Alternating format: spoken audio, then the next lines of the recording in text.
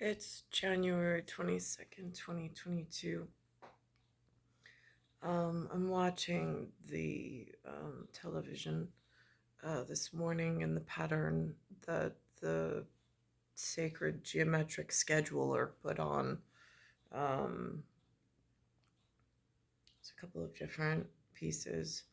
One, I caught a pattern from Joel Osteen. Today's Sunday, January 22nd, 2023. Um, he's speaking about this giant, and then the Eagles. I find that interesting. The wild card game I didn't watch was played yesterday. Whoever ran at whatever, I see the numbers, but whatever. I have nothing to do with any of that necessarily. And there's then this morning, there's a TV show I've never seen. There was three. There was something called Thunderbirds, something called The Invaders, and something called Law and Order Special Victims Unit. Now, Special Victims Unit is almost like a dragnet of now, but it specifically says these are not real cases. They're fictitious. They're different than Dragnet. Dragnet said they were real cases, but the names of the innocent were changed. When Dick Wolf put together in his production company these special victim units, which I, for the most part, can't even watch. I mean, it is heart-wrenching, and it is vile to think that humans behave in any of these constructs. So I can't even, but this morning I caught it. It was actually something, it's S13E5. It's called Missing Pieces. It says a woman's visiting from Buffalo, New York, claims her car was stolen with her baby in the back seat. Interestingly enough, at stolen cheerleading jackets, the lead guy in this was somebody, they've named him Timothy.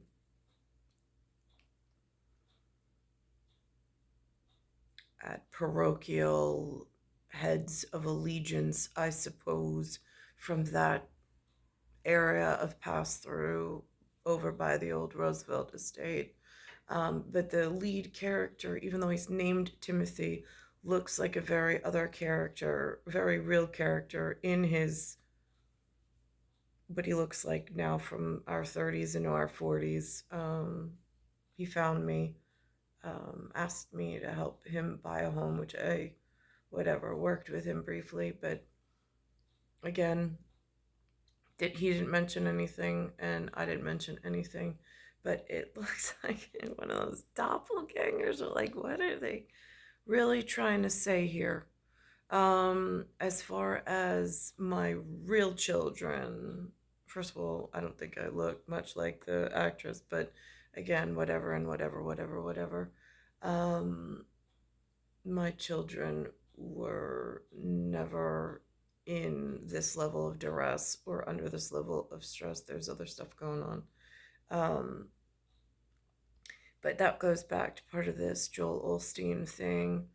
Um, and again, it's all how you look at it. Are we looking at, if I am the captain of the cheerleading squad and the nest is the children that I went to high school with, and I'm in charge of their care and safety? Are we talking about those children? Because there's a mention in there about the ME. They call it medical examiner for this instance, just so the MET doesn't get confused.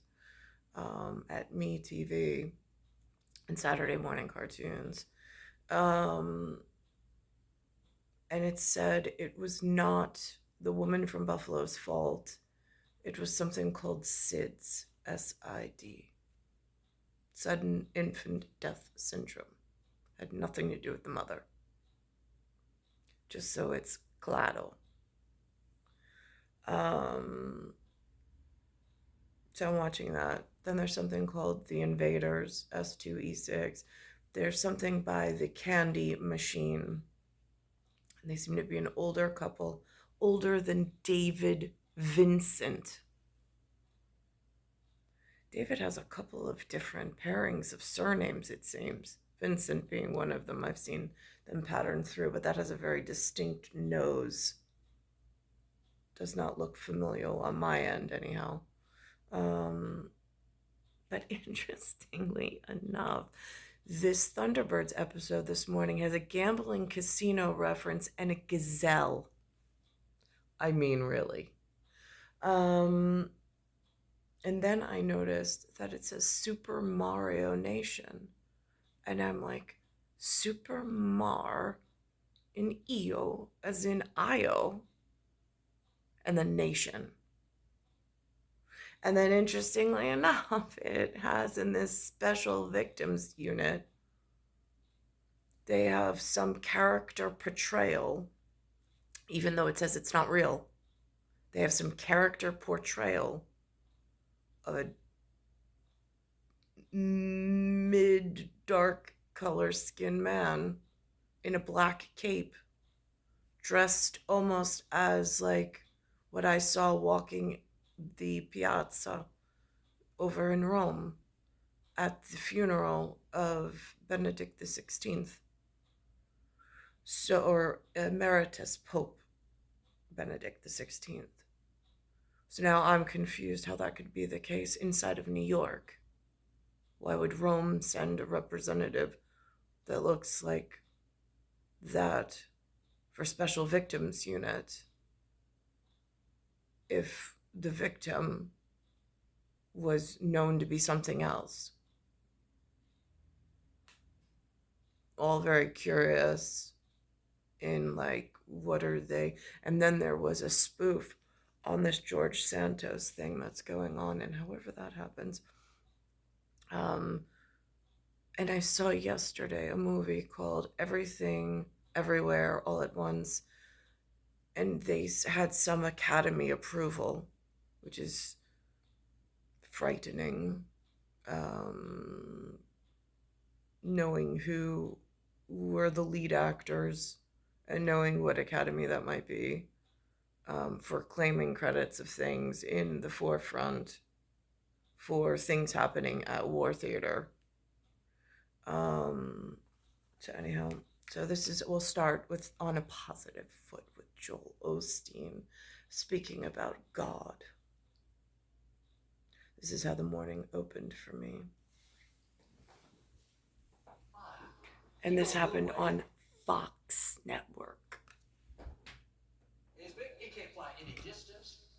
Notice how the enemy wants you to see yourself. You have wings, but you can't get off the ground. Sure, you have potential, but you're just a grasshopper. You never do anything great. The opposition's too big. The sickness too strong. The dream, there's no way. Look what you're up against. Well, that's the wrong image. You are not a grasshopper. The scripture says you will mount up with wings like an eagle. You are created to soar, to rise above what's trying to stop you, to overcome what's holding you back, to leave your family better than it was. Now here's the real key and clue. Whose script? Whose conscript? Who does it belong to? Because it can't belong to everyone, everywhere, all at the same time. It gets confusing. But it's going to come down to this. Do you see yourself as a grasshopper, or do you see yourself as an eagle? Well, Joel, these people at work, they're not fair. They don't like me. I'll never get that promotion. No disrespect, but nice to meet you, Mr. Grasshopper. That's going to keep you on the ground. The Israelites wandered in the desert 40 years because they saw themselves the wrong way. Limited, lacking, not enough. Don't let that grasshopper image keep you from soaring. You're an eagle. Get in agreement with God. Yes, these people are doing me wrong, but God is my vindicator. I know God is fighting my battles. Listen, promotion doesn't come from people, it comes from the Lord. The scripture says, touch not my anointed. You're his anointed. God being for you is more than anything coming against you. And yes, We all have opposition, things that are not fair. But you need to see yourself as an overcomer, as more than a conqueror, as the victor and not the victim. But I don't think I'll ever get ahead. Man, with the pandemic, with inflation, how could I ever pay my house off? What you're really saying is, I'm a grasshopper. The enemy would love for you to go through life thinking that you're limited. You're at a disadvantage. You can't fly. You'll never get married. You'll never accomplish that goal. But what if you discovered those wings on your side are not grasshopper wings, but they are eagle's wings? What if what's limiting you is not your circumstances, not other people, not how you were raised, but how you see yourself? What would happen if your windshield wiper started working, your vision cleared up, and you started seeing yourself for who you really are, a son, a daughter of the Most High God? You have greatness in you. You were created to reign in life, to be healthy, strong, valuable, accomplish dreams, overcome obstacles. I'm asking you to get rid of that grasshopper image and see yourself the way God sees you. I know things try to cloud our vision, disappointments, mistakes we made, bad breaks. Get your windshield wiper working.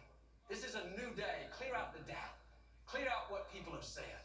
Clear out that bitterness, that mediocrity. Nothing that's happened to you has stopped God's purpose for your life. As your vision clears, you'll start moving in to the new levels of favor and blessings that belong to you. This is what Jeremiah had to do in the scripture. God had a great plan for his life, called him to speak to nations, to impact the culture. Jeremiah was a young man. He felt unqualified. He didn't come from an influential family. And first, like the Israelites, he started making excuses. He said, God, I can't speak to nations. I'm too young. I wouldn't know what to say. God touched his lips and said, don't worry, I'm going to put my words in your mouth. God will never ask you to do something and not give you the ability to do it. He wouldn't have told the Israelites to go into the promised land if those giants were going to defeat them. And the truth is, the giants didn't defeat them, their grasshopper image defeated them. This was about to happen with Jeremiah. He saw himself as not able, limited, lacking. God said to him in verse 11, Jeremiah, what do you see? Here, God had just prophesied an amazing future, that Jeremiah would leave his mark, that he would impact nations. You would think that would be enough. God said it. He promised it. But it all came down to this question. What do you see, Jeremiah? Jeremiah got his windshield wipers working. He said, in effect, wait a minute. This doubt is clouding my future. This fear, this insecurity is distorting my vision. He answered back something interesting. He said, God, I see the branch of an almond tree starting to bud. It's coming out of late winter, blossoming into full bloom. He was saying, I see growth. I see new opportunities. I see me stepping into new levels. Because his vision cleared, he went on to impact nations, to blossom and bloom, just like God said. Like with Jeremiah, God has given us all these incredible promises. He said, no weapon formed against you will prosper. He said he will restore health and heal you of your wounds. He said your children will be mighty in the land. He said you will lend and not borrow, that your latter days will be better than your former days. All these amazing promises, but that alone is not enough. God is asking you, what do you see? It's not just up to God. Now here it says The Invaders, S2E6. It's called The Trial. Original air date was 10/9/1967. And it says an old friend of David Vincent's goes on trial for the witnessed murder of an alien. Now, I find this interesting. In field greens and aliens and little green men being somewhere in a far galaxy, far, far away from where my head goes to sleep, my head wakes up. That lifestyle exists. I'm on like a different planet. That's why they call them Martians. They're part of some Super Mario nation, Mario. And then there's like in the Super Nintendo world, there's Mario and Luigi. Luckily, my father's name is Louis, so I'm on the Luigi side. Even though there's a Super Water IO, International Ordinance.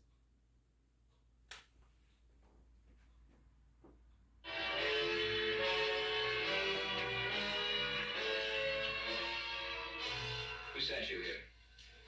A friend of the cause, Mr. Vincent. You better come with me. I'm afraid we can't, David.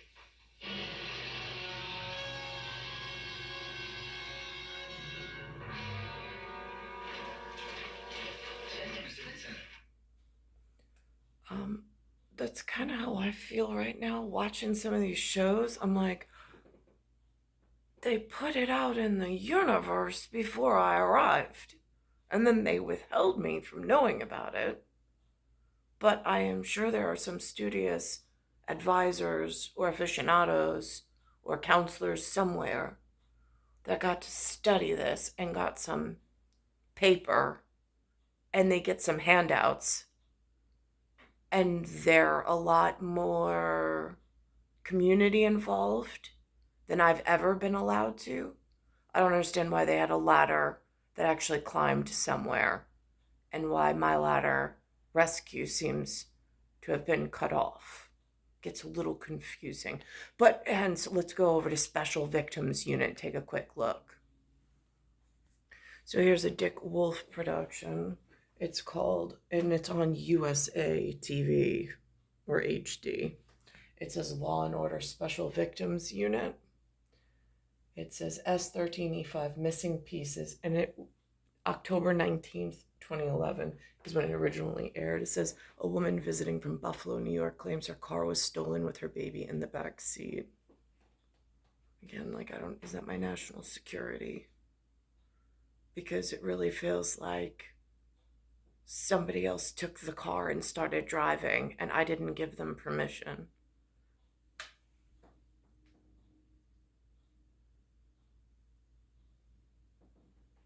In the criminal justice system, sexually based offenses are considered especially heinous.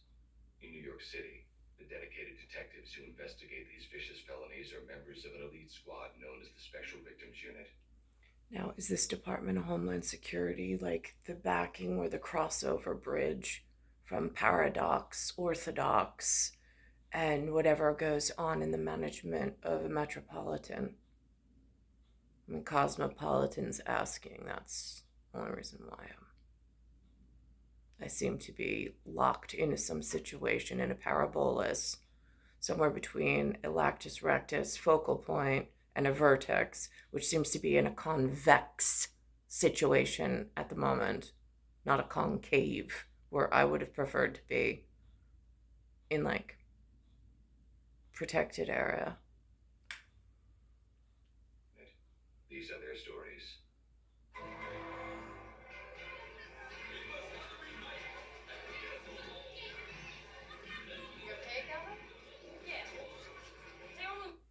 Now they're calling him Calvin.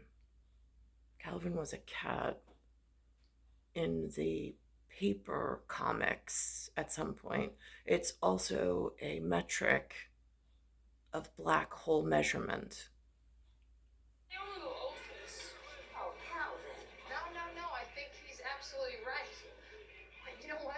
Let's find something else to do. Anything you want. You tell me. That's great. Now, this character's outfit is the one with the black cape, and when he turns around, he's wearing the very white shirt with a ribbon and then a very specific symbol that I'm a little concerned about the choice of the portrayal of the actor being in New York City, if this is what they're trying to say is adorned in this level of outfit pageantry and approval, even though at the beginning of this episode it specifically speaks differently than Dragnet used to. Dragnet said real situations or real trials, the names had been changed. In this one, they say that there's no such thing, that these are not real, whatever. Isn't she a little young for this? But I like it. And baby, can't you go as a ghost? Nikki. Let her enjoy herself. She looks adorable. It's all right. All right, I don't want you eating too much. Again, this whole bit just frightens me in ways that I can't even put into words at the moment. Now, this is interesting. The main character here, her name is Allie. Just so Gato understands. And then there is this Tim character, which, of course, Allie, the Gato, would not know. But here. Yeah, We'll make sure someone tells her. Allie! What's going on? Where were you? I was calling. Tim Holland? Yeah, what's happening? They took him. What are you talking about? They took the. That cheerleading jacket that went missing, that crew would know who that looks like and whatever. I don't really know, though, if they would get and understand the full conjecture of this fractal missing piece in the totality of all of the things that I've been through. Here's where she explains that the car with the baby was taken. What's going on? Where were you? I was calling. Tim Holland? Yeah, what's happening? They took him. What are you talking about? They took the car. Nate was in the back seat. I was only gone for a minute. Are you kidding me? He needed diapers. I didn't want to wake him. What are you thinking? Calm down. I need to talk to Al like that, you're not. Does he explain? Again, it's parts and missing pieces. It's almost like a chop shop, it kind of feels like. Thunderbirds this morning had on something called a Duchess Assignment S1E21. It says the Duchess of Royston is kidnapped while transporting a priceless painting. That's what Thunderbirds put out. Now again, if I take the TH off of Thunderbirds, it becomes Underbirds.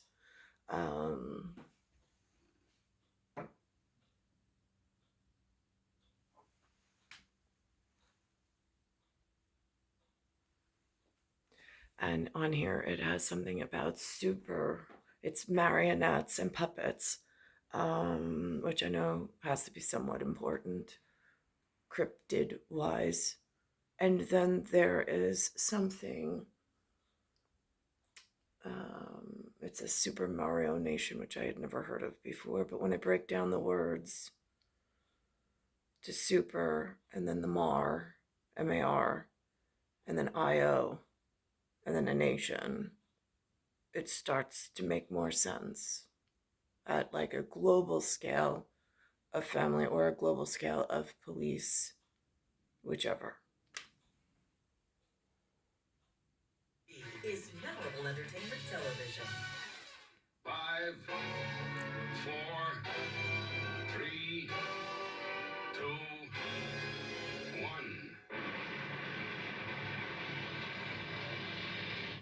Thunderbirds are go.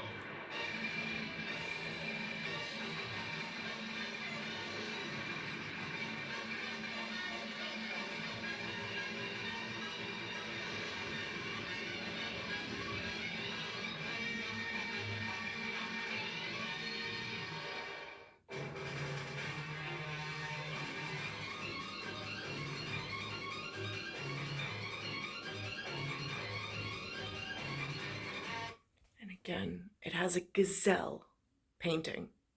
It does not have a girl in a pearl earring painting.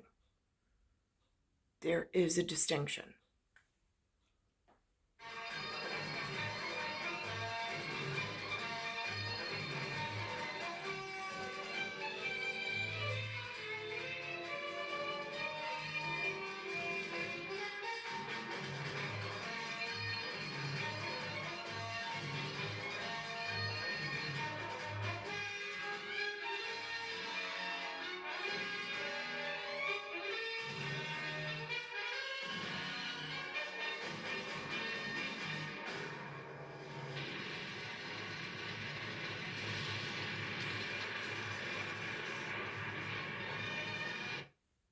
And there it is.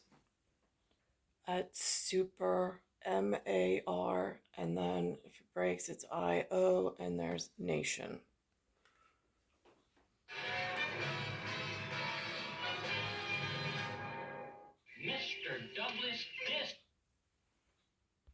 Now, here's the outcome where she's upset, and then the man in the black cape says to her, no, the Emmy says that the baby died of SIDS, SIDS.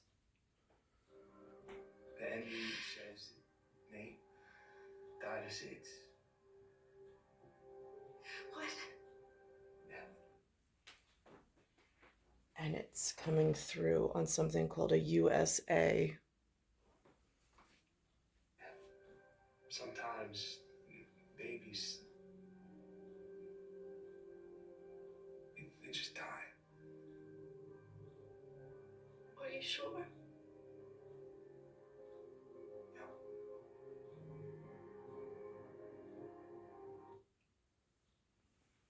Yeah. This morning they have something on. It's a spoof from Saturday Night Live about George Santos, which I'm going to play. They had this on NBC, Channel 4. As the scandal surrounding him continues to deepen, last night George Santos tweeted not about his alleged web of lies, but about parking meters. Santos responded to a tweet promising to work with the village of Roslyn to create an app for parking meters. He also tweeted a message to DACA recipients saying Republicans will fix immigration. But the congressman has quickly become late night fodder, getting mocked last night during Saturday Night Live. He called it fodder. Now, did he mean fetter, as in to be fettered to something? You lied about your mom dying in 9/11? I think I said 7-Eleven. No. No, you even lied about being Jewish. No, I said I was Jewish, which is honestly iconic. I said that because my grandparents were in the Holocaust. Oh man, really? Yeah, Was it? Or is it because it's this parabolus where there's this conic reference? Leave the I out of it, but it's conic. Whether it's convex or concave, it's still on a plotted chart somewhere. Yeah, well, yeah, they actually knew Anne Frank. My ancestors were the ones that told her, you should be writing this down. George, I have to ask you, can you physically not stop lying? Colin, I'm not a liar. Not like Balloon Boy. That boy who lied about being in a balloon. Remember him? Because that was me. That is cast member Bowen Yang playing Santos. Santos, by the way, has not publicly responded to Saturday Night Live, but he has said he will not resign from Congress and shows no signs of getting rid of the sweater and the jacket. It's a look. It's a look. Still ahead, summer bookings already up. It is a look, isn't it? Star 1978, star 8378, Nicole, Cattaruzza, it's Earth, Solar System, Milky Way Universe, Galaxy is broken. And it's Bayside Station, Bayside, New York, 11361.